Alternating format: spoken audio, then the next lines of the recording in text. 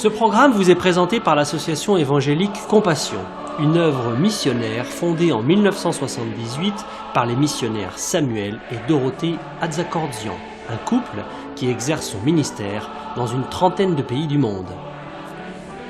Ils sont évangélistes depuis plus de 40 ans et organisent de grandes campagnes d'évangélisation, des séminaires et conventions chrétiennes très appréciées par tous. L'évangélisation en plein air fait partie du ministère de Samuel Atzakordzian. Il tient aussi des séminaires d'enseignement pour les pasteurs, pendant lesquels il traite d'importants sujets pour leur ministère, tels que les qualifications requises pour servir Dieu, le discernement spirituel, le retour soudain de notre Seigneur et bien d'autres thèmes actuels, une véritable source de bénédiction et d'enrichissement pour eux.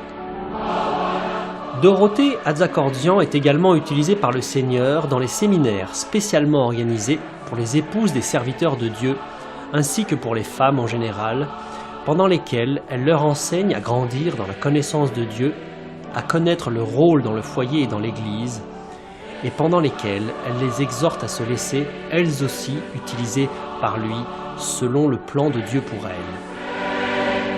Les conventions chrétiennes de renouvellement spirituel qu'ils organisent avec leurs collaborateurs depuis de nombreuses années, aussi bien en France qu'ailleurs, sont une véritable bénédiction. De nombreux assistants sont fortifiés dans leur foi et jouissent de la sainte présence de Dieu.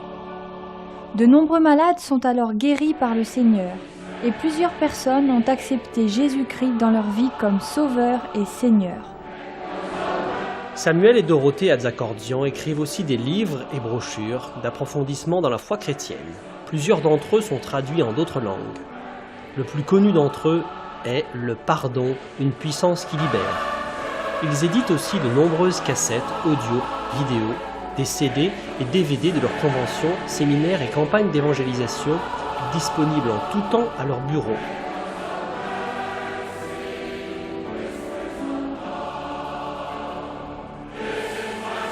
Leur site internet très intéressant vous permettra de mieux encore connaître leur ministère, de vous procurer régulièrement leurs messages d'édification, de lire de merveilleux témoignages d'intervention divine et aussi d'acheter en direct leurs nombreux articles. Si vous le souhaitez, une rubrique spéciale vous donne aussi la possibilité de devenir partenaire de l'œuvre Compassion, œuvre missionnaire internationale.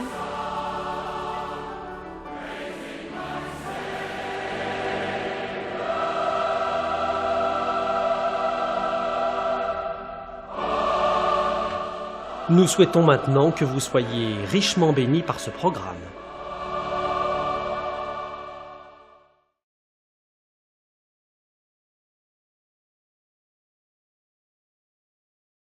Seigneur, nous pourrions encore continuer de l'adorer, de le bénir, mais le moment aussi est venu d'écouter la parole de Dieu. Nous l'avons adoré, nous lui avons parlé. Il veut aussi maintenant nous parler.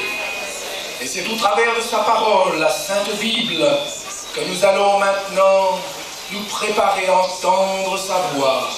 Que nos cœurs soient bien disposés à obéir, car il veut nous bénir, il veut nous aider, il veut que nos cœurs soient toujours plus bouillants pour lui. Amen. Seigneur, merci pour ta parole. Oh, qu'elle soit vraiment une lumière sur notre sentier.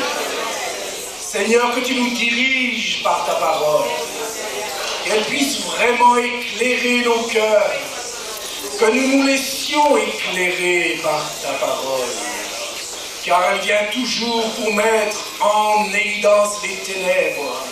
Seigneur, fais que vraiment nous ayons plus la lumière que les ténèbres.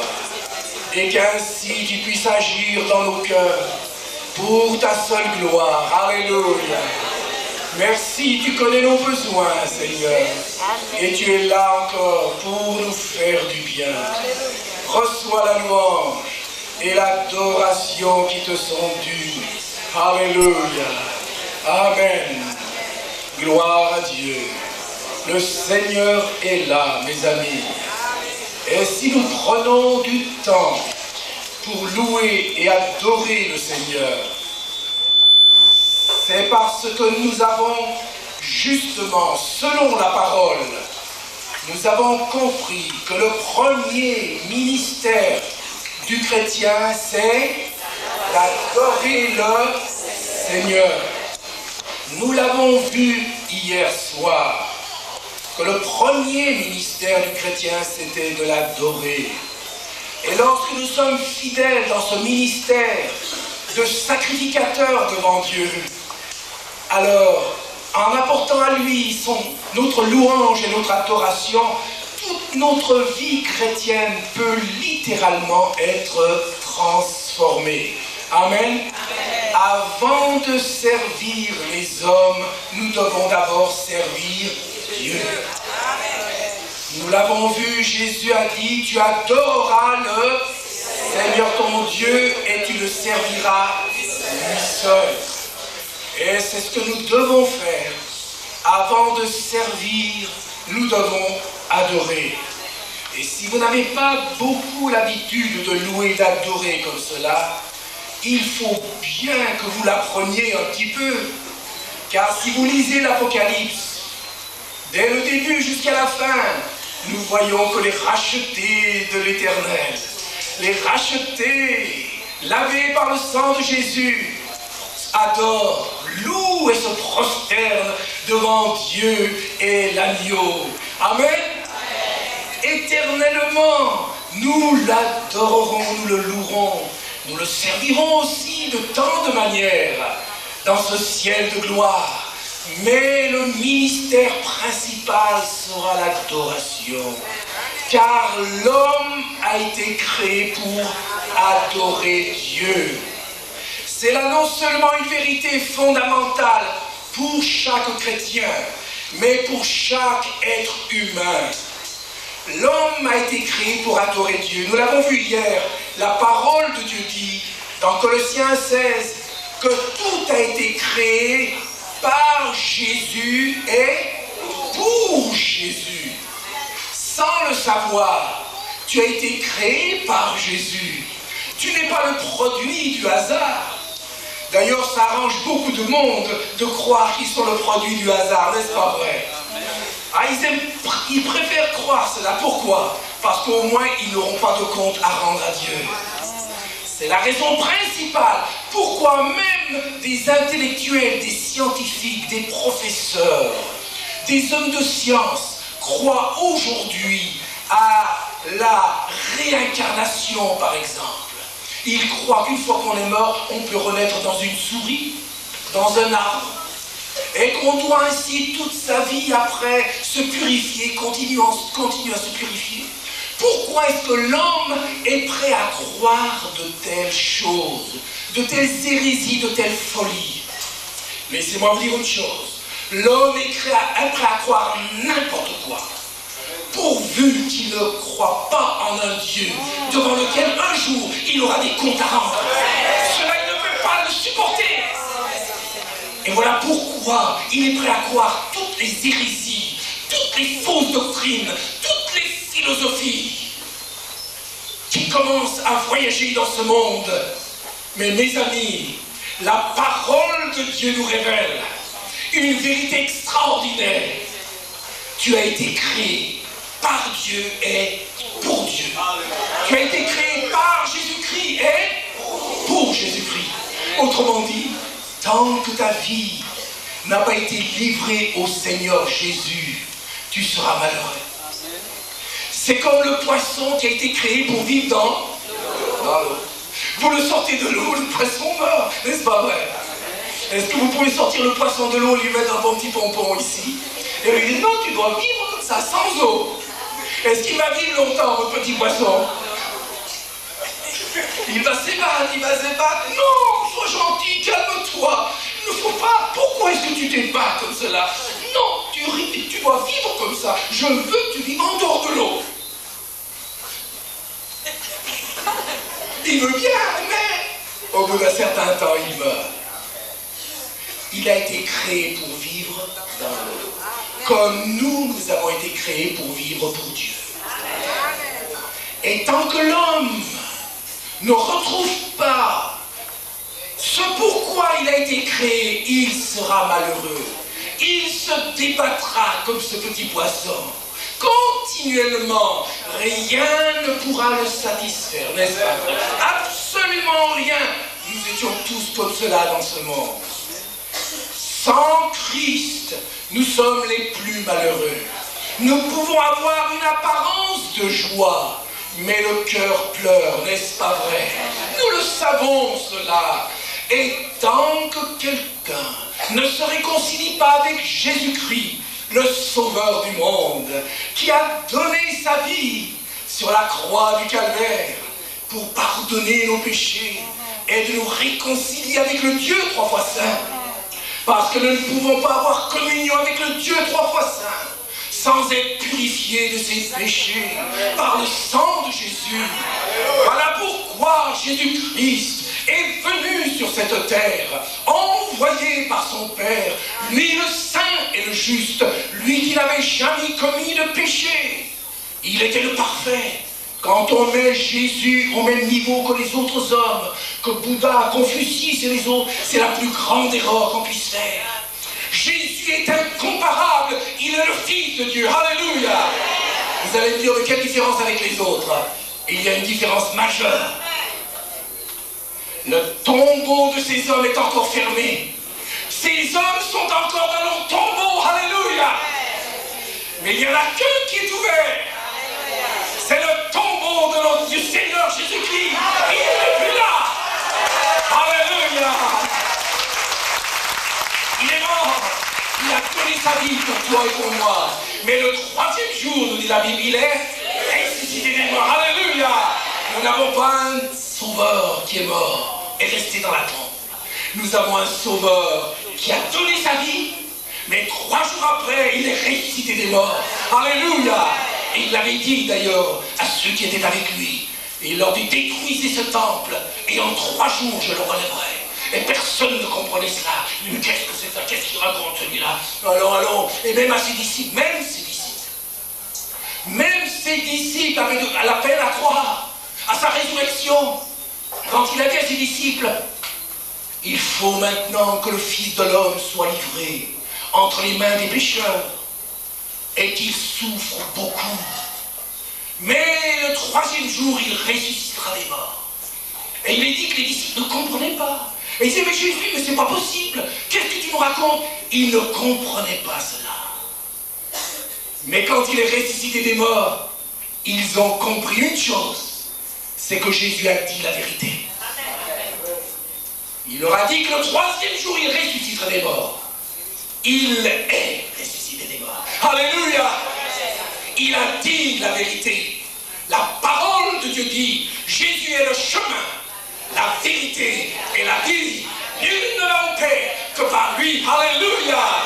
Si tu mets ta confiance dans le Seigneur, qui est la vérité, tu seras libéré. Jésus a dit, vous connaîtrez la vérité, et la vérité nous rendra libres. Alléluia. Oui, il a donné sa vie, afin que nous, pécheurs, nous puissions avoir le pardon de nos péchés. Nul d'entre nous ne pouvait payer sa dette pour son péché. Toutes les religions de ce monde disent, fais des œuvres, fais quelque chose pour être sauvé. Fais, et tu seras sauvé, n'est-ce pas vrai? Voilà ce que toutes les religions disent. Fais, et tu seras sauvé. Mais l'évangile n'est pas une nouvelle religion. Amen. Qu'est-ce qu'elle dit? Qu'est-ce que dit l'évangile? L'évangile ne dit pas, fais, et tu seras sauvé. L'évangile dit, c'est fait. C'est fait. Crois, et tu seras sauvé. Alléluia. Non, pas fait, c'est fait. Jésus a tout accompli. Quand il s'est écrié sur le bois de la croix, tout est accompli. Là, il a payé ta dette et ma dette. Amen. Là, il a souffert pour tes péchés. Il est là, maintenant, pour te pardonner si tu veux bien, parce qu'il est le sauveur du monde. Amen. Et vous savez, Jésus lui-même, et je vais continuer sur ce thème de l'adoration. Hier, nous avons vu L'adoration, le premier ministère du chrétien. Et maintenant, nous allons voir brièvement la priorité de l'adoration dans notre vie chrétienne. La priorité. Vous dites, mais est-ce que c'est si important que cela? Est-ce qu'il faut vraiment adorer le Seigneur? Oui, la parole de Dieu nous dit. Et qui est le premier qui nous donne ce commandement de priorité? C'est Jésus lui-même. Et nous allons lire dans l'Évangile selon Matthieu. Matthieu chapitre 22, les versets 37 à 39. Voici ce que Jésus dit. Matthieu 22, versets 37 à 39. Jésus lui répondit, « Tu aimeras le Seigneur ton Dieu de tout ton cœur, de toute ton âme et de toute ta pensée. » C'est là, c'est le premier et le plus grand commandement. Et voici le second qui lui est semblable. Tu aimeras ton prochain comme toi-même. De ces deux commandements dépend toute la loi et les prophètes.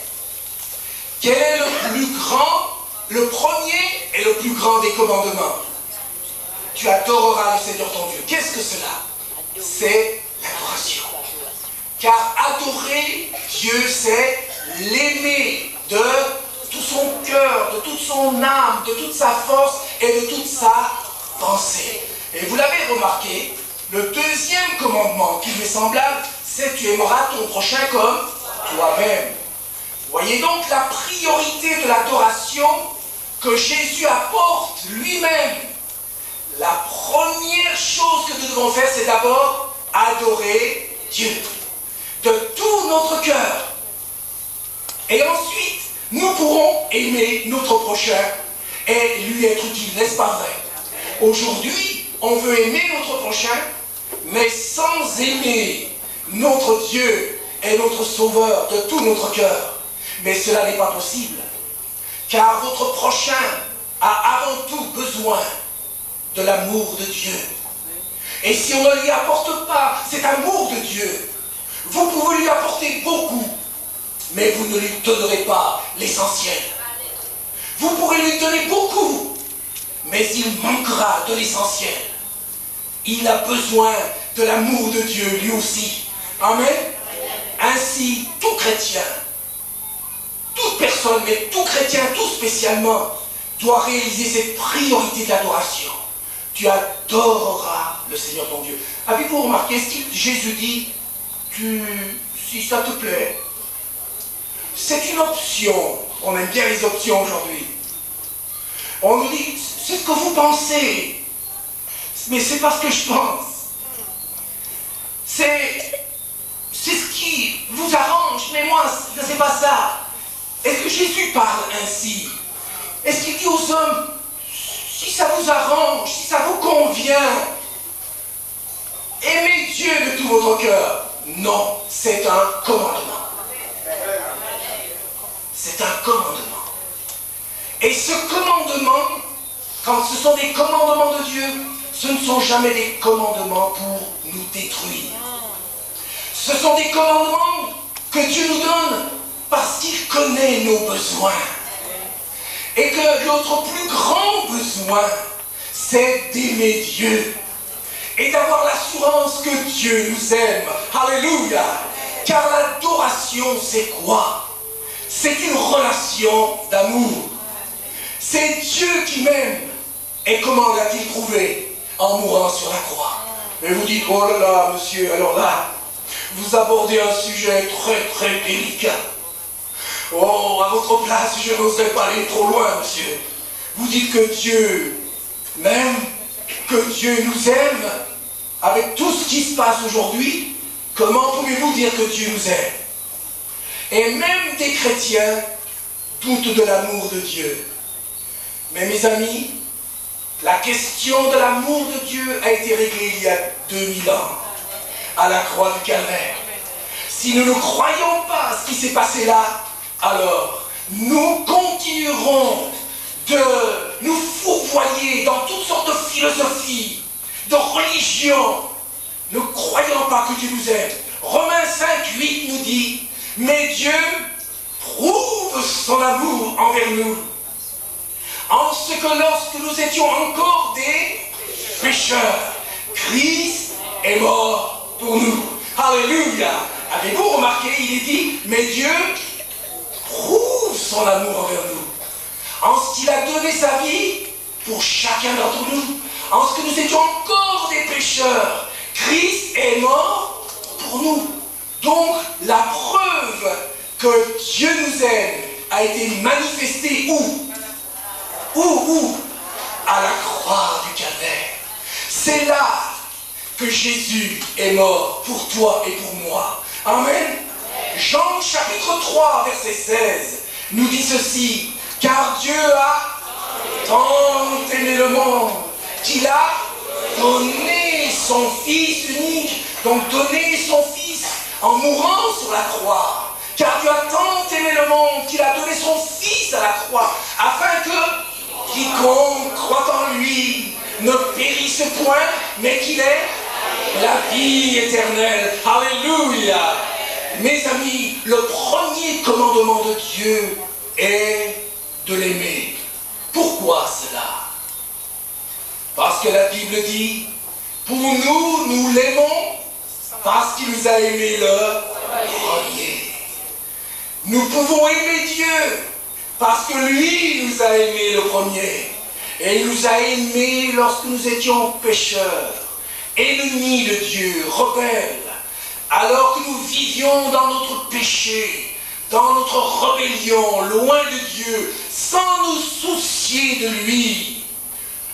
Jésus est mort sur la croix pour nous pécheurs, car notre péché méritait le jugement de Dieu. Amen. Notre péché méritait le jugement de Dieu.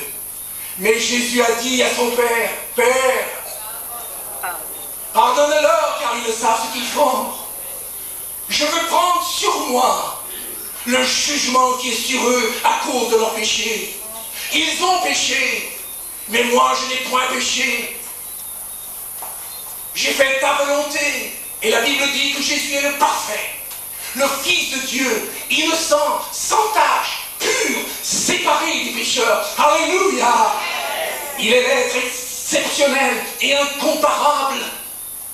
Il a prouvé que Dieu nous aimait en donnant sa vie pour nous, pour moi pécheur. Et vous savez mes amis, ce qui a profondément touché mon cœur, lorsque je me suis converti à Jésus-Christ, à l'âge de 20 ans, c'était précisément cet amour de Dieu pour moi. Moi qui savais que dans ma vie, j'avais fait des choses qui ont déshonoré Dieu. Je savais que mon péché un jour me retrouverait, que je ne pouvais pas cacher mon péché devant Dieu. Je pouvais le cacher devant les hommes, mais je ne pouvais pas le cacher devant Dieu. Et quand j'ai entendu que malgré mon péché, que Dieu haïssait le péché, mais il aimait le pécheur, qu'il y avait un espoir pour moi, qu'il m'aimait encore. Si je voulais tout simplement venir à lui, confesser mon péché, ma rébellion, ma haine, ma méchanceté, lui confesser tout cela et l'abandonner au pied de sa croix et accepter le pardon qu'il offre gratuitement. J'ai dit, Seigneur, je ne suis rien du tout, je suis perdu. La parole de Dieu dit que Jésus est venu chercher sauver ce qui était perdu. J'ai réalisé mon état de perdition et je me suis tourné à la croix et j'ai dit, Jésus, c'est pour moi que tu es mort là-bas. C'est pour moi que tu as souffert. Quel amour tu as eu. Mourir pour des ennemis. Quelqu'un peut mourir pour quelqu'un qui lui a fait du bien, pour un ami. Mais Dieu a aimé ses ennemis et il a donné sa vie pour ses ennemis. Alléluia! Un amour comme cela, nous ne le trouverons jamais, n'est-ce pas vrai? Et c'est pourquoi nous chanterons éternellement l'amour de Dieu. Lorsque nous lisons l'Apocalypse, nous voyons la multitude des rachetés qui continuellement disent digne est l'agneau. Et l'agneau, c'est Jésus qui est mort sur la croix, de recevoir la louange, l'honneur, la gloire et la puissance. Car par son sang précieux, il nous a délivrés de nos péchés. Et il a fait de nous ses enfants et un royaume de sacrificateurs pour l'éternité. Alléluia! À lui soit la gloire, le règne et la puissance. Tout le ciel chantera cet amour. C'est pourquoi quand il nous dit « Tu aimeras le Seigneur ton Dieu », il a d'abord prouvé son amour envers nous. Amen. Notre amour pour lui n'est qu'une réponse à son amour pour nous. Amen. Et quand on sait qu'il nous a aimés à ce point-là, nous qui méritions le jugement de Dieu et la perdition éternelle, car il est venu nous sauver de l'enfer éternel, nous n'aimons pas beaucoup entendre parler d'enfer aujourd'hui. Nous préférons plutôt entendre parler de réincarnation ou alors de purgatoire. On est prêt à croire n'importe quoi. La Bible ne parle jamais de purgatoire. Soi-disant qu'on meurt et qu'on va dans un lieu pour être purifié. Et on ne sait pas au bout de combien de temps et ensuite on monte au ciel. La Bible ne dit pas cela. La Bible dit qu'il est réservé aux hommes de mourir une seule fois. Après quoi vient l'heure? Après la mort, c'est le jugement. Ne nous faisons pas des illusions, mes amis. Ne crois pas n'importe quoi. Crois à la parole de Dieu, crois à la vérité de l'évangile. Jésus a dit, vous connaîtrez la vérité et la vérité vous rendra libre. Alléluia. Et il y a d'autres qui sont prêts à croire à la réincarnation. Voilà, comme cela, après sa vie, on va s'incarner dans une souris, dans un rat, dans une vache, dans je ne sais quoi. Et comme cela, eh bien, il n'y a pas de jugement qui nous attend. On se purifie et on arrivera au nirvana, au sommet de la plénitude, du bonheur éternel. Mes amis, c'est le contraire. C'est l'enfer même qui nous attend. Les pleurs et les grincements dedans, ça c'est la Bible qui le dit. Nous ne pouvons pas croire ce que nous voulons, n'est-ce pas vrai? C'est pourquoi Jésus dit, tu aimeras le Seigneur ton Dieu de tout ton cœur, de toute ton âme et de toute ta pensée, de toute ta pensée. Alors, voilà, c'est là la priorité de l'adoration. L'adoration est une relation d'amour avec lui. Lui nous a tant aimés que maintenant, nous n'avons qu'un désir, être près de lui. Rechercher sa communion, chercher à lui faire plaisir. Amen. Quand deux êtres s'aiment, quand deux fiancés s'aiment, quand un couple s'aime, ils n'ont qu'un désir, chercher à plaire à l'autre. Amen. Combien ils soupirent à être dans la présence de l'autre bien-aimé, de l'être bien-aimé. Amen. Ça, c'est le miracle de l'amour.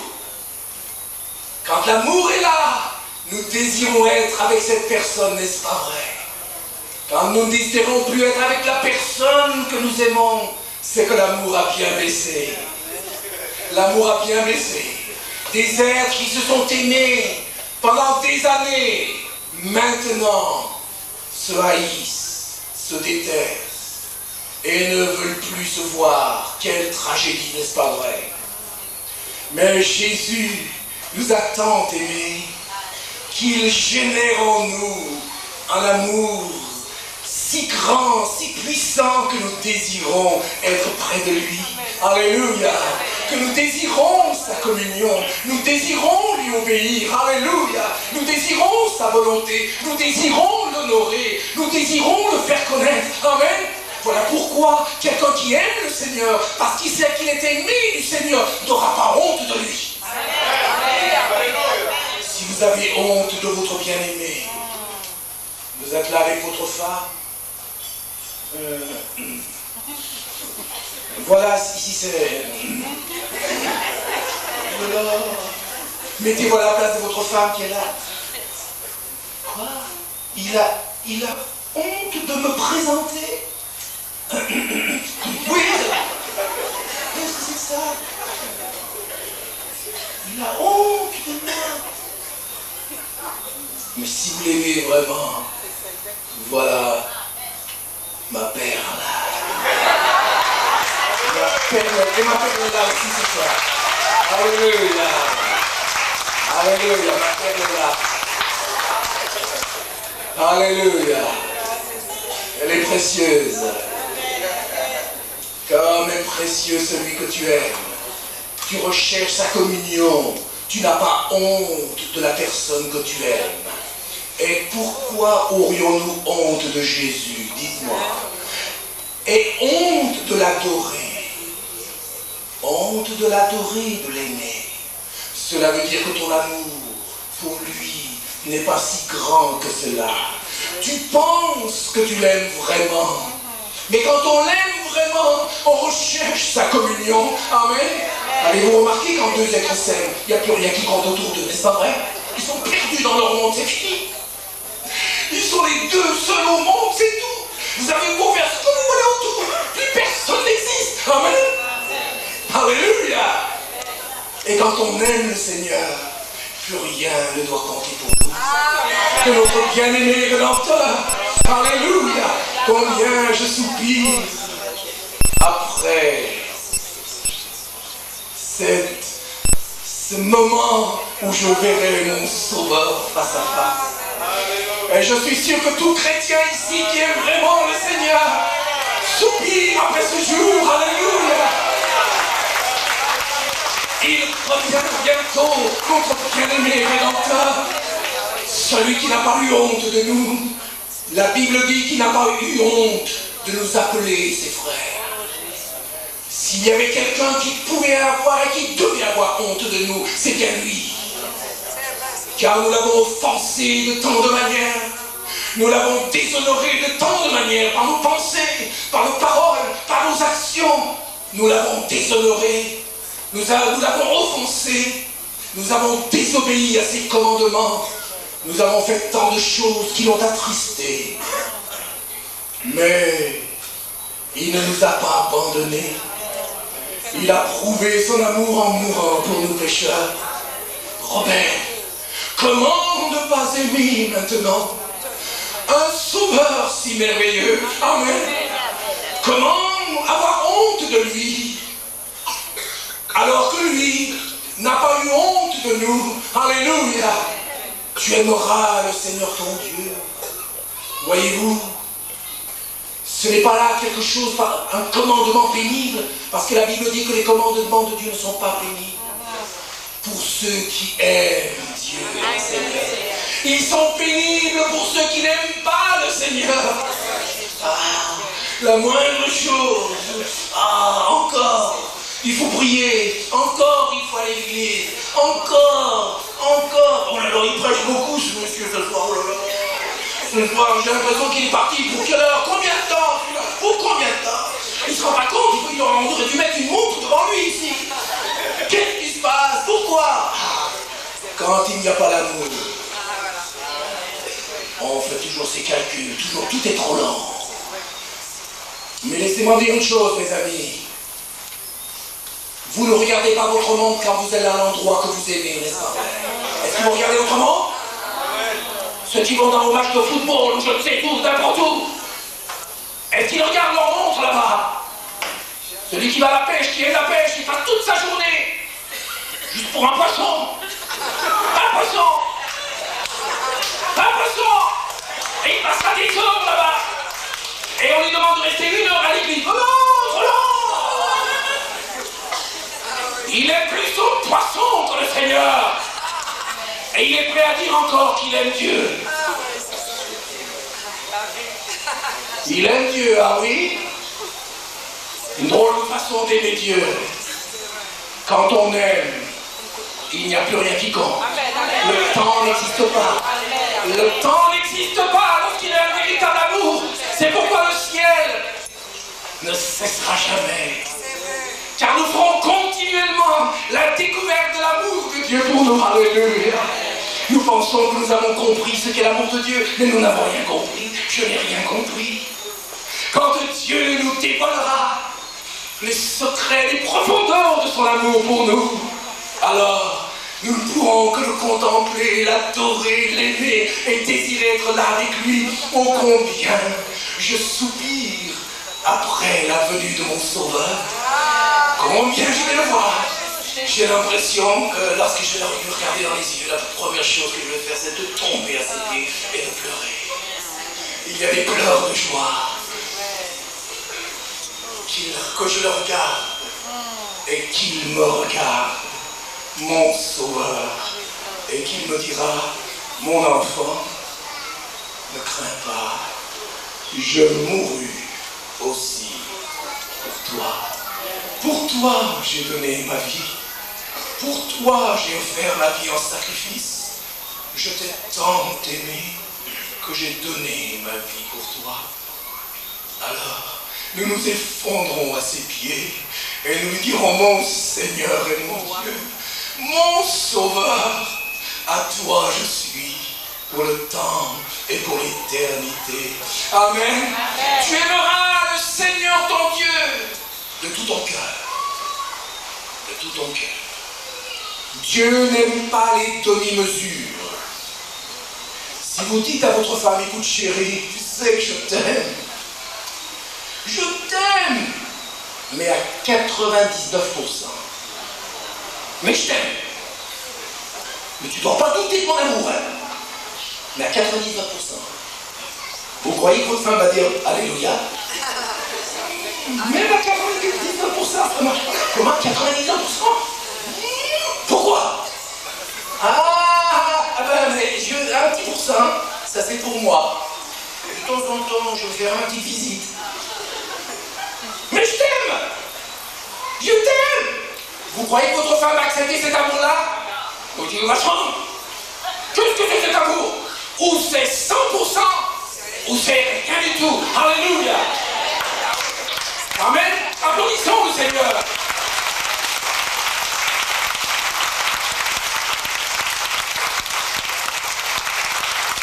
Pourquoi est-ce qu'il réclame un amour entier pour nous? Dites-moi un petit peu, pourquoi est-ce qu'il réclame cela? Parce que lui, il nous a aimés 100%. Amen. Il nous a aimés sans mesure. Il a donné toute sa vie. Il a versé tout son sang. Il a tout donné sans aucune mesure. Et nous, en retour, nous devons l'aimer de la même manière. Amen. Si tu l'aimes à 50%, vous savez, où Jésus est le Seigneur de tout, où il est le Seigneur de rien du tout. Et c'est là la tragédie avec beaucoup de chrétiens. Ils ont le cœur partagé. Oh oui, j'aime Jésus, mais ils ont un cœur dans le monde et un cœur avec le Seigneur. Mais un jour, celui qui est comme cela, la Bible dit que Jésus le vomira de sa bouche. Nous ne pouvons pas rester comme cela. C'est une position très dangereuse. C'est une relation d'amour que Dieu attend de toi. Il a tout donné. Il s'est donné. Il ne pouvait pas faire plus pour toi. Il a prouvé son amour en donnant sa vie. Et maintenant, si tu as compris cela, tu ne peux dire qu'une chose: me voici, Seigneur. Je m'abandonne à toi. Me voici, Seigneur, prends-moi. Tu t'es donné pour moi, pécheur rebelle. En retour, je me donne à toi. Tu es mort pour moi, Seigneur. Et maintenant, je veux vivre pour toi. Alléluia. 100%. Tu aimeras le Seigneur ton Dieu de tout ton cœur. Un cœur entier pour le Seigneur. Est-ce que ton cœur est entier pour le Seigneur? S'il est entier, alors tu n'auras pas honte de le louer et de l'adorer. Amen. Tu ne regarderas pas à gauche ou à droite pour dire qu'est-ce qu'ils vont penser de moi. Il n'y a pas de qu'est-ce qu'ils vont penser de moi. Ce n'est pas le candidat-on qui doit te diriger. C'est le candidat-il, lui, le Seigneur Jésus. Car en définitive, c'est devant Dieu que tu viendras en jugement. Les hommes ne pourront rien faire pour toi en ce jour-là, car chacun sera jugé pour lui-même et sera responsable de ses œuvres. Chacun d'entre nous, nous comparaîtrons devant Dieu. Faisons tout pour lui plaire. Amen. Tu aimeras le Seigneur ton Dieu de tout ton cœur, Est-ce que ton cœur est entièrement au Seigneur? Est-ce que tu t'es donné, même en tant que chrétien? Est-ce que vraiment tout est pour le Seigneur? Je ne veux pas dire qu'on sera parfait. La perfection n'existe pas ici-bas. Nous tendons vers la perfection. Et on peut aimer le Seigneur de tout son cœur sans être parfait. Et on peut l'aimer de tout son cœur. Et tu le sais, si ton cœur l'aime de tout, dans toute sa plénitude, sans aucune demi-mesure, tu le sais. Tu le sais. Ne reste pas partagé. Voilà pourquoi tu es malheureux. Voilà pourquoi tu n'es pas satisfait. Voilà pourquoi tu vis une vie chrétienne de haut et de bas. Parce que tu as abandonné ton premier amour. C'est le premier reproche que Jésus a fait à l'église d'Éphèse. N'est-ce pas vrai? Quand vous lisez l'épître, l'Apocalypse, avec cette lettre la lettre à l'église d'Éphèse, vous voyez qu'au début, c'est une église presque parfaite. Je connais tes œuvres, je connais ton travail, je connais ta persévérance. Tu as dénoncé les faux apôtres, tu as beaucoup souffert à cause de mon nom. Tu as beaucoup travaillé, tu as de la persévérance. Et nous, c'est presque parfait, ça. Mais j'ai quelque chose contre toi. C'est que tu as abandonné ton premier amour. Voyez-vous, on peut avoir une belle apparence de chrétien, fidèle, jusqu'au bout, mais le cœur n'y est plus. Quelque chose a changé. Le cœur n'est plus 100%. Avec les années, le cœur s'est refroidi. Le monde a commencé à prendre de la place. Et ce qui nous réjouissait avant, maintenant ne nous réjouit plus. Nous étions heureux lorsque nous allions dans la maison du Seigneur. Maintenant nous sommes heureux ailleurs. Ailleurs nous sommes heureux, mais plus dans la maison du Seigneur. C'est un signe que le cœur s'est refroidi. Et c'est une position dangereuse. J'ai quelque chose contre toi. Tu as abandonné ton premier amour. Tu peux dire, oh oui, mais moi je fais ceci, je fais cela. Tu travailles, tu fais beaucoup d'œuvres, tu fais beaucoup de choses. Mais le cœur n'y est plus. Il n'y a plus cette relation d'amour. Tu n'adores pas ton Seigneur. Tu travailles pour ton Seigneur, mais tu ne l'adores plus. Tu ne le loues plus. Tu ne recherches plus sa communion. La preuve, c'est que quand on loue le Seigneur pendant 3 quarts d'heure, toi, au bout de 5 minutes, c'est terminé. Ton cœur est sec. Tu n'as plus rien à lui dire.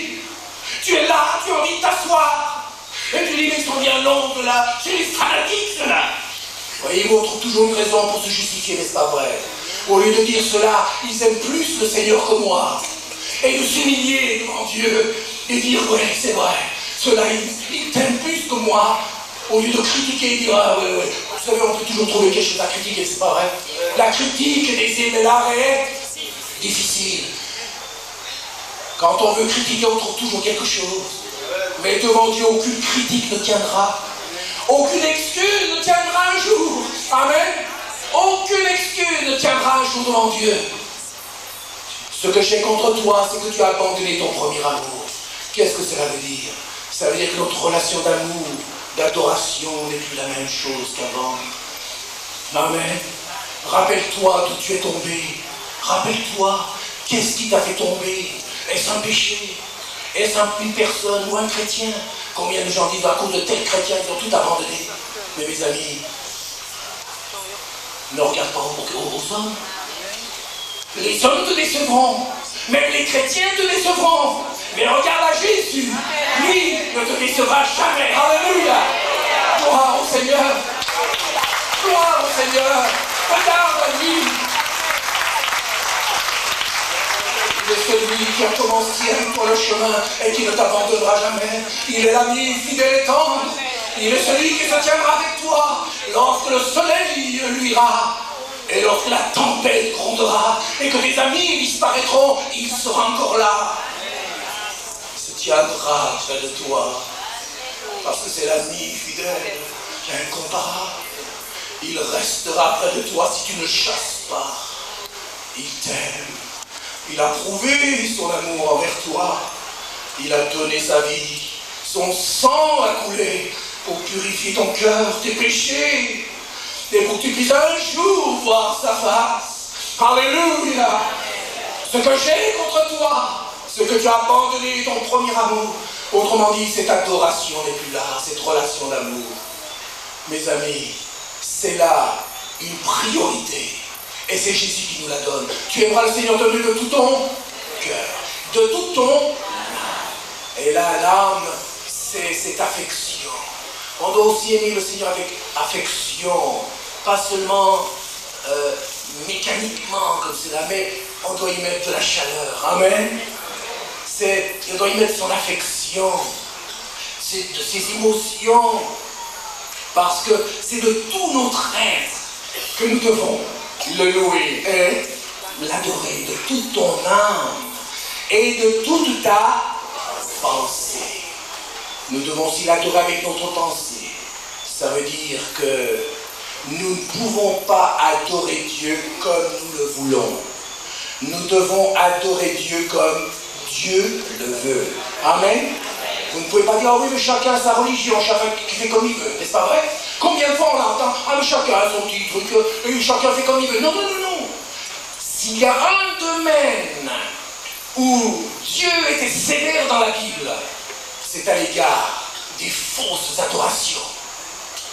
Dieu ne peut supporter une adoration qui n'est pas selon son plan, ses règles, sa volonté. On ne peut pas adorer Dieu comme on le veut. Ah mais chacun le fait comme il veut, selon ses idées. Non, non, non. Selon la pensée de Dieu. Amen. Selon la parole de Dieu. Tu ne peux pas adorer Dieu comme cela en fermant ton intelligence et en ne cherchant pas à comprendre ce que tu fais. Combien suivent une religion aveuglément? Dieu ne veut jamais cela. Ce que tu crois, tu dois le prouver par la parole de Dieu. Si ce n'est pas dans la parole de Dieu, tu dois le rejeter. Il y a beaucoup de fausses doctrines qui pullulent aujourd'hui, dans le monde et surtout dans les églises aujourd'hui. Comment savoir si une fausse doctrine est vraiment une fausse doctrine? Beaucoup de chrétiens sont perdus dans ce domaine-là. Quand quelqu'un vient leur dire, oh, écoute frère, mon frère, ma soeur, j'ai été à une réunion.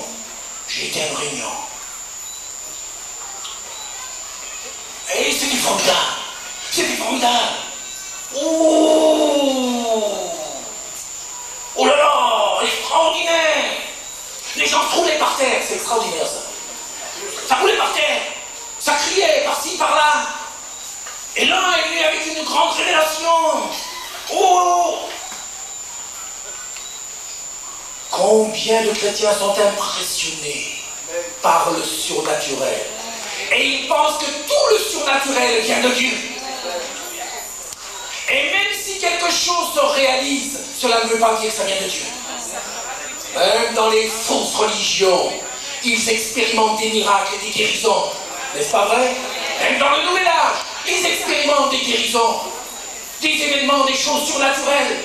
Et il n'y a pas que dans l'Église que les choses surnaturelles se passent. Du temps de Moïse, vous vous en souvenez?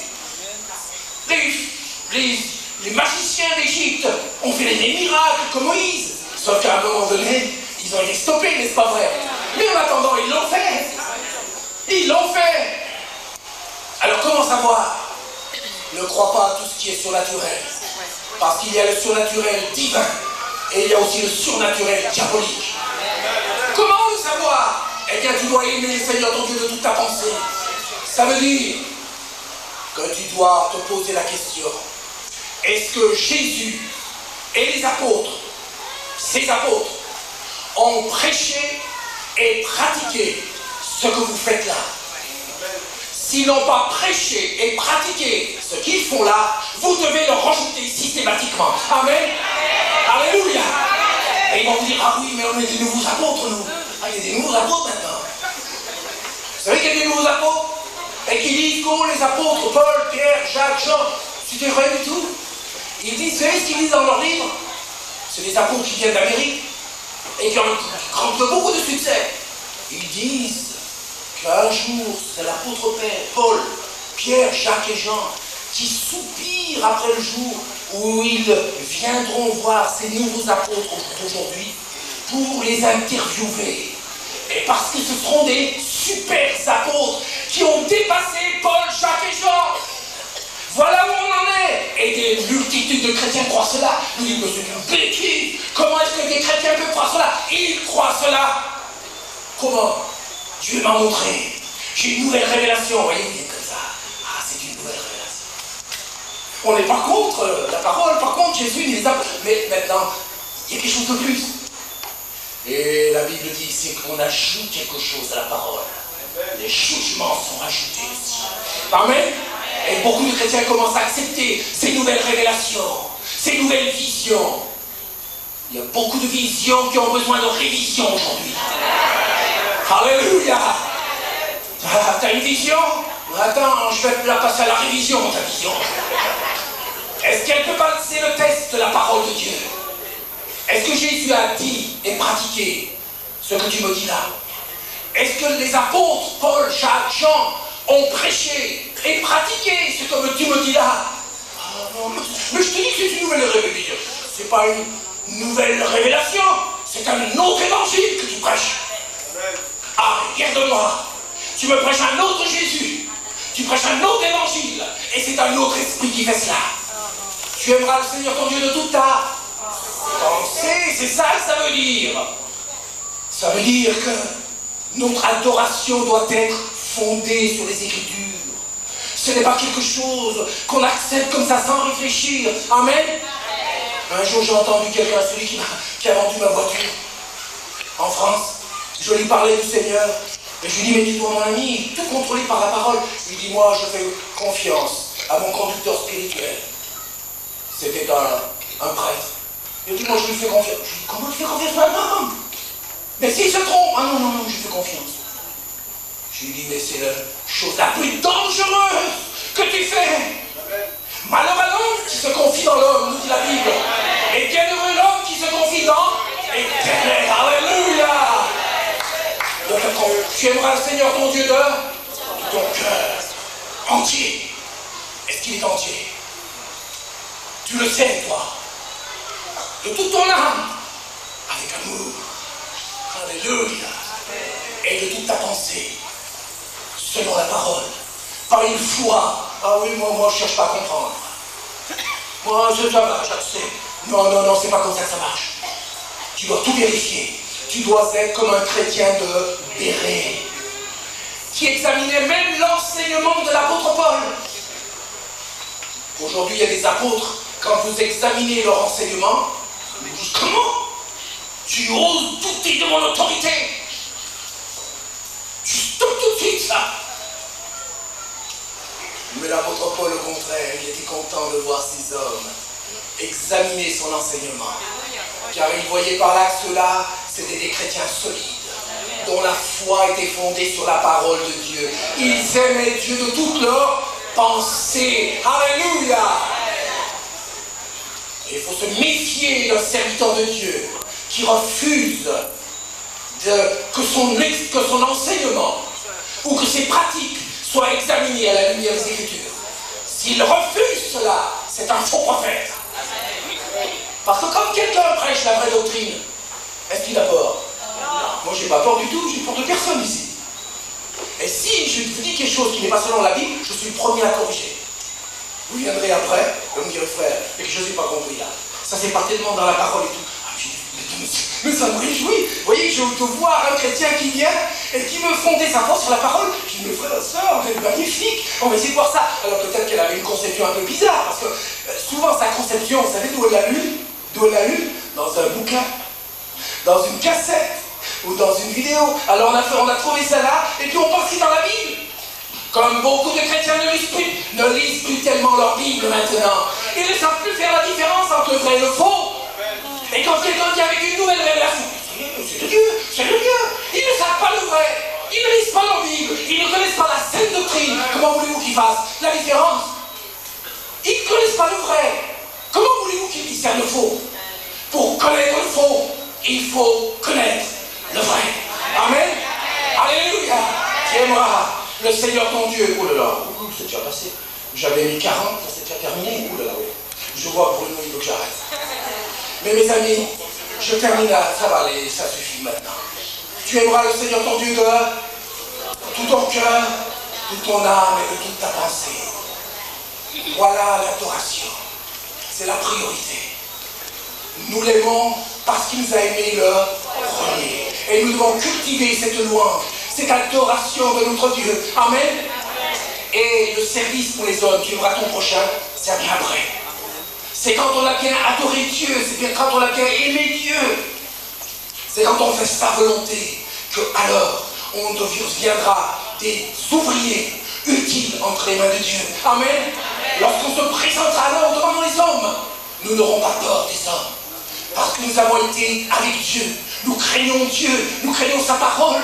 Nous l'aimons trop pour faire des compromis. Et lorsque nous nous présentons devant les hommes, nous ne leur apportons pas ce qu'ils veulent. Nous leur apportons ce dont ils ont besoin. Alléluia. Que ça plaise ou que ça ne plaise pas, c'est la parole de Dieu. Alléluia. Et c'est cette personne-là qui sera utile. C'est le véritable adorateur qui sera un authentique serviteur.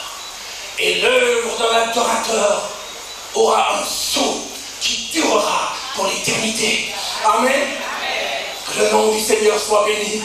Tu adoreras le Seigneur ton Dieu et tu le serviras lui seul. Puissions-nous avoir cette priorité de l'adoration dans notre vie. Beaucoup sont un peu comme l'église d'Éphèse. On fait beaucoup de choses, mais le cœur est sec.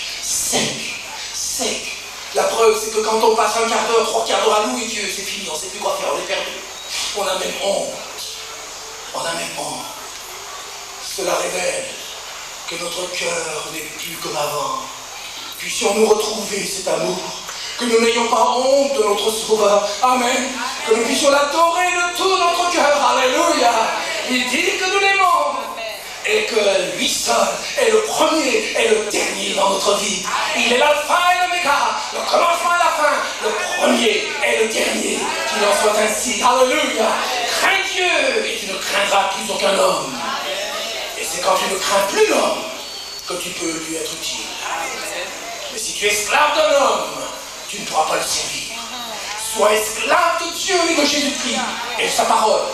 Et tu seras utile aux hommes. Parce que tu es libre. Amen. Voilà ce qu'est l'adoration. Voilà pourquoi Dieu cherche des adorateurs qui l'adorent en esprit, en vérité. C'est ceux-là qui garderont un cœur pur, bouillant, obéissant au Seigneur et à sa parole. Et qui ensuite iront dans le monde annoncer son merveilleux message, sans compromis, sans crainte, fidèlement jusqu'à la fin. Amen. Parce qu'ils auront constamment devant leurs yeux le jugement à venir. Ils se disent, Seigneur, un jour je vais me présenter devant toi. Et je ne veux pas avoir honte de toi. Lorsque je me présenterai devant toi, je ne veux pas rougir devant toi. Je veux que tu me dises, cela va bien. Bon et fidèle serviteur, entre dans la joie de ton maître. C'est ce dont je soupire le plus. Et je suis sûr, la gueule, c'est pas grave. Et je suis sûr que c'est là aussi votre prière. Amen. Seigneur, qu'il en soit ainsi. Que tu puisses me dire cela va bien, bon et fidèle serviteur. Entre dans la joie de ton maître. Amen. Tu adoreras le Seigneur ton Dieu et tu le serviras lui seul. L'adoration vient avant le service. Fais-le et ta vie chrétienne reprendra un élan nouveau, une puissance nouvelle, un renouvellement. Tu ne seras plus la même personne, le même chrétien, le même pasteur, le même évangéliste. Tout changera. Alléluia. Que le nom du Seigneur soit béni. Courbons-nous dans la prière quelques instants. Merci Seigneur.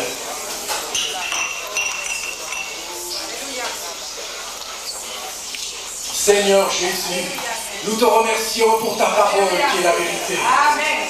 Merci de nous révéler la priorité de l'adoration dans notre vie, Seigneur. Tu as dit, tu adoreras le Seigneur ton Dieu de tout ton cœur, de toute ton âme et de toute ta pensée. Et après, tu serviras ton prochain. Mais d'abord Dieu. D'abord Dieu, parce qu'il nous faut Dieu. Nous avons besoin de lui, car sans lui, nous ne pouvons rien faire. Alléluia. Il nous a aimés, nous l'aimons maintenant. Et nous voulons l'aimer de tout notre cœur. Prends nos vies, Seigneur. Pardonne-nous, purifie-nous, enlève de notre cœur tout ce qui t'a déshonoré, tout péché, toute honte, tout ce qui n'a pas été à ta gloire, Seigneur. Purifie nos cœurs. Que tout cœur partagé aussi, Seigneur, disparaisse. Et qu'à partir de ce soir, notre cœur soit entier pour le Seigneur. La parole de Dieu sera entièrement à l'Éternel, ton Dieu. Alléluia. Qu'il en soit ainsi pour chacun d'entre nous ce soir. Alléluia. Merci, Seigneur.